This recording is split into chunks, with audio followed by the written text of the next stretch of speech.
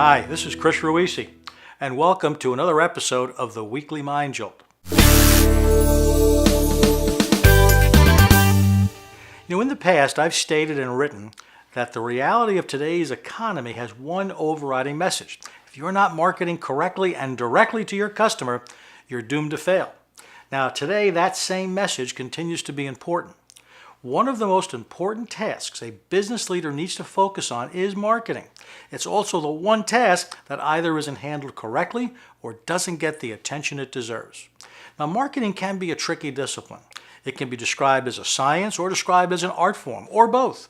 Make no mistake, it's critical to your company's success. Dave Packard of Hewlett-Packard once said, "Marketing is too important to leave to the marketing department." Now, marketing is not describing a service, product, or a list of product features. Marketing is all about emotionally engaging a customer by explaining as specifically as possible what's in it for them. In other words, your marketing must demonstrate the value of your product or service to your buyer. If you're not demonstrating value, you're not marketing. You're just describing, and the buyers will eventually get bored of listening and they'll move on. Far too often, business owners know too much about their product or business and not enough about their customers' problems and needs.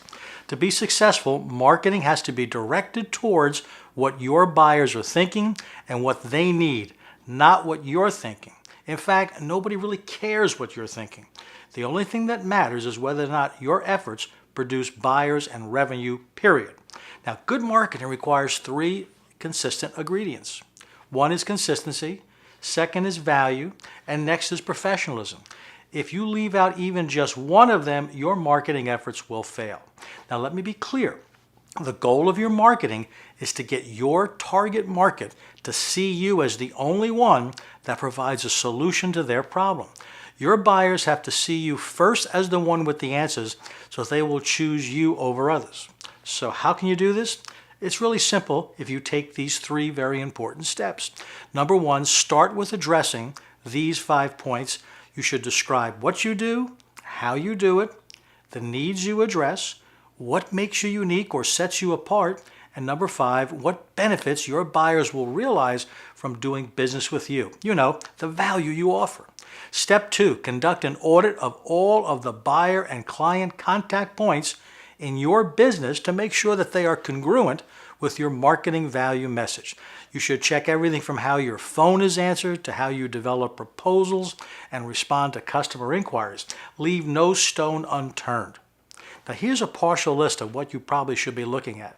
Your website, your newsletter, your advertising, staff contacts. Do you leave the right first impression?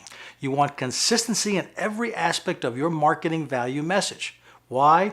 Because consistency builds trust, trust builds relationships, and relationships are what builds businesses.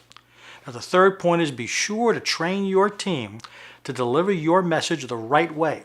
Set expectations, communicate them to your team, measure their performance, provide feedback, and take corrective action whenever it's needed. In other words, be the leader, not just the boss. Make no mistake, your marketing value message is your most important weapon in the battle you fight every day. That battle, like all great battles of the past, are fought over territory. What territory, you might ask? You're fighting for that special place in your buyer's mind called front of mind. This is where you want your name positioned securely when your buyer has a need for your product or service. They'll call you. Now, when you're not consistent with your marketing, when your targeted audience doesn't see or hear your message correctly, they don't understand how you can help solve their problems. When this happens, you fall victim to being pushed out of that valuable front of mind spot and shoved way back into the dark corners of your buyer's mind, never to be seen or heard from again. The result, well, out of sight, out of mind. They forget you exist, they don't buy from you, and then only bad stuff happens when this occurs, and the responsibility for this will fall squarely on your shoulders. Well, that's all for this week. We'll see you again next week.